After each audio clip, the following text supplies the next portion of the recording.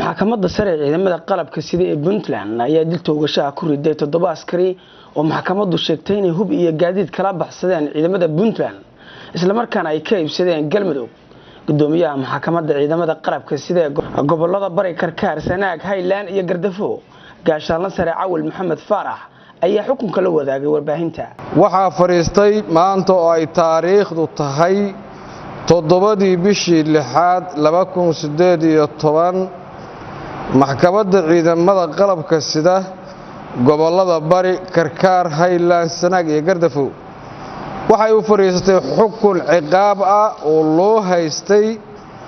eedeysanayaasha magacoodu hoos ku qoran yahay iyadoo maxkamadda fadhigeedu u dhan yahay kana kooban 3 garsoore xeer ilaaliyowna kaalinaya kaaliyaha maxkamadda eedeysanayaasha oo dhammaantood maqana ah waxayna kala yihiin dable lambar 9783 Jaamac Cabdinuur Maxamed dable lambar 9888 Cabdirashiid Ismaaciil Geelle dable lambar 8622 Maxamed Axmed Bootaan dable lambar 8839 Cabdi Cumar Jaamac dable lambar 9607 waa Saciid Maxamed Axmed dable lambar 9707 Cali Dhuux Cali Xasan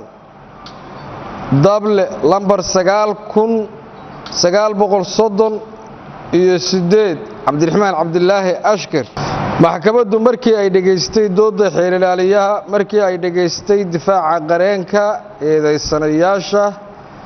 markii ay aragtay qodobada lagu soo eedeeyay iyo waqtiga ay ka baxsadeen goobta dagaalka markay aragtay qiimaha gaadiidka iyo hubka ay la baxsadeen markay dhageystay markhaatiyaasha la hor keenay maxkamadda oo ah 3 salkaan isla markaana ay dhaarisay maxkamaddu markay cadeeyeen markhaatiyaashu inay